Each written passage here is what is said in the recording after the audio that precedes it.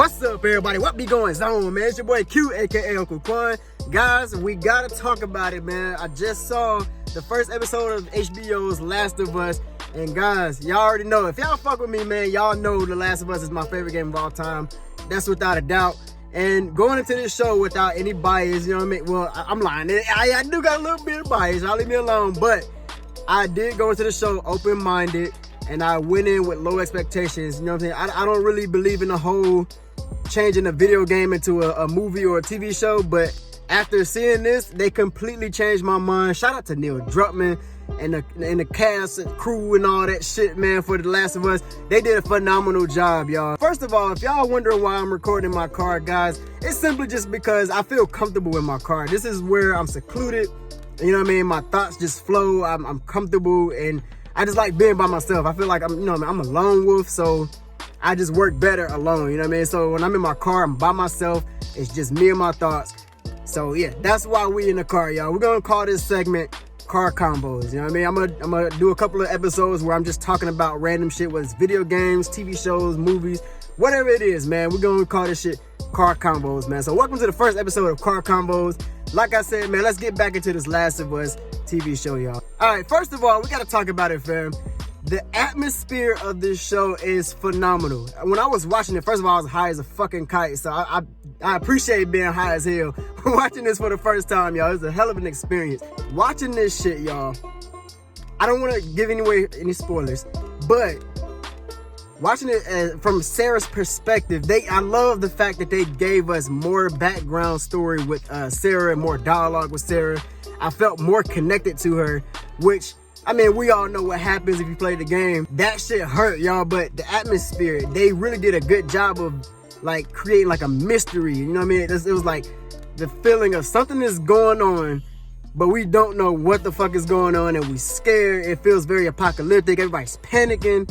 So just watching that build up all the way up until, like, the outbreak day, it was just phenomenal, y'all. I genuinely felt scared for Sarah. Like, the whole apocalyptic scene, like where the fucking planes are falling out the sky and everything blowing up, people are panicking. It's just like, yo, that's crazy, because that's one of my biggest fears, man. Just like a apocalyptic setting where everybody just fucking panicking and shit blowing up.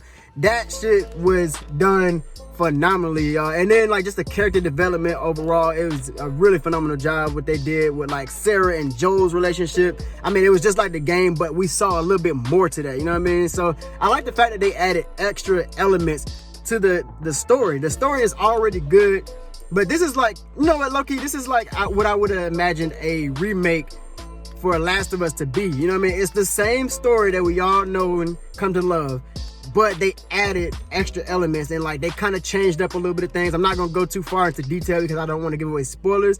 Just watch the show for yourself, man. Just watch it for yourself and you'll see what I'm talking about. But they did change up a little bit, but it's not enough to change the story, you know what I mean? It's still the same story, but with more, you know what I mean? And I feel like they did a phenomenal job. I love Tess. You know, Tess is a little different from the game. They don't have, like, that cutthroat energy that they usually do have, but it made sense, y'all. It made sense to the world that they are trying to create. You know what I mean? Tess and Joel's relationship was amazing. I also like what they done with Joel in the show, man. We all know since Joel lost his daughter, he was just fucked up, traumatized, don't really give a fuck about the world.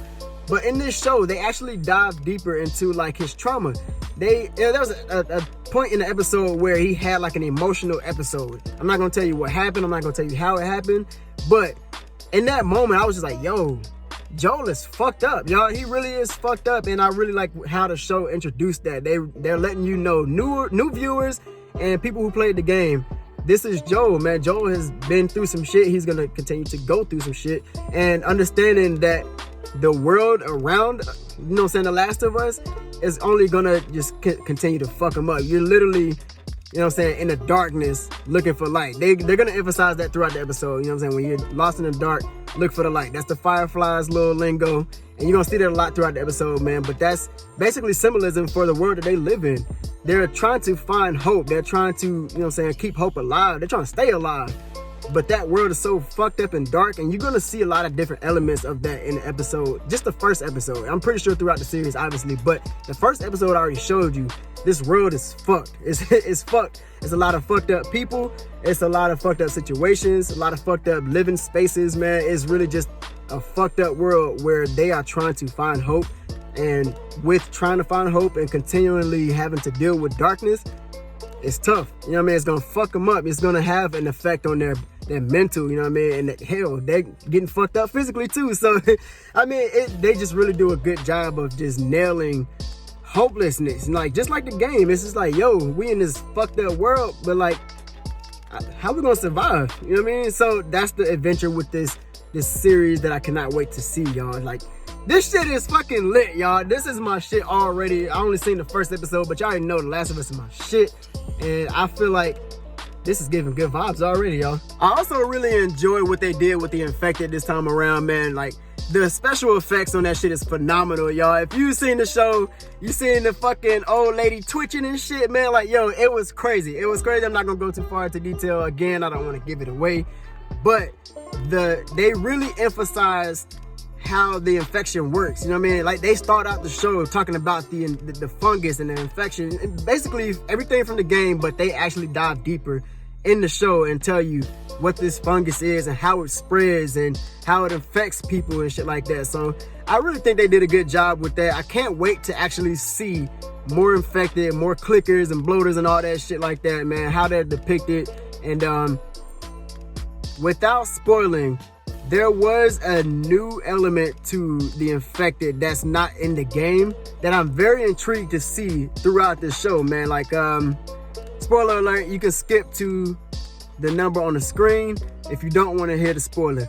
But they did have, like, the fungus coming from their mouth this time around. Like, the fucking grandma, she was munching on that motherfucker. She was munching on them, and she had the damn fungus shit, the little strings coming from her mouth. And she was munching on that shit through that.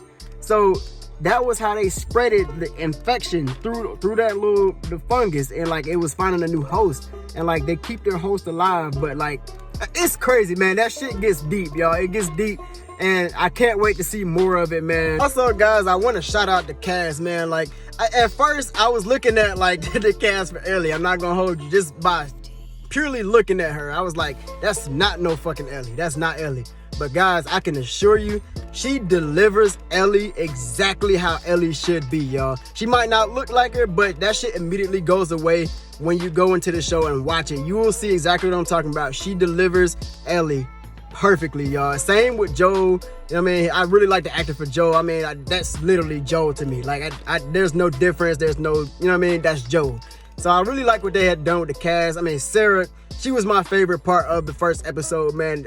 They picked a phenomenal fucking actress to play Sarah, man. Get rid of what you are familiar with as far as appearance when it comes to the video game characters and the TV show characters, because some of them may look different, but you know what I mean, for the most part, you get the gist. You understand who that character is without even having to ask who that character is. You know what I mean? I feel like Marlene was a really good Marlene. I mean, that was literally Marlene. It couldn't have been done any better than that, man. So shout out to the cast crew of this HBO series, man. I can't wait to see where they go with this, y'all. Guys, I can go on and on about talking about Last of Us, y'all, and how well they did with this first episode, man. But I want y'all to see it for yourselves so we can actually discuss this shit in the comments. Y'all let me know, man. Have y'all seen the first episode of Last of Us? Let me know in the comment section, man. I really want to discuss this episode. It is a beautiful first episode. I can't wait for episode 2, man. But I didn't expect them to actually, you know what I mean, go that far in the first episode. They went from the beginning segment of the game. They introduced Joel and Tess. We got to see Robert a little bit. And we went all the way up until when we met Ellie. And then we on an adventure with Ellie. You know what I'm saying? They even found out, you know what I'm saying, about her blank. If you played the game, you know what the fuck I'm talking about. But they ended the episode where right before they introduced the clickers. So you get a good ass chunk. The episode is long as fuck. It's like a episode. It's like the length of a movie. Excuse me. It's like the length of a movie. So it's a pretty good episode, man. Y'all check it out. If you haven't already, man, I will give that first episode a 10 out of 10, y'all. That shit was phenomenal. If you guys made it to the end of the episode, man, first of all, I really appreciate you guys, man. Make sure you slap that like button if you haven't already. I appreciate y'all tuning in for the first episode of Car Convos with Uncle Quan. There will be more of these, man, so y'all stay tuned. I'll see y'all on the next episode, man. Be blessed. Y'all have a wonderful day, man. Peace.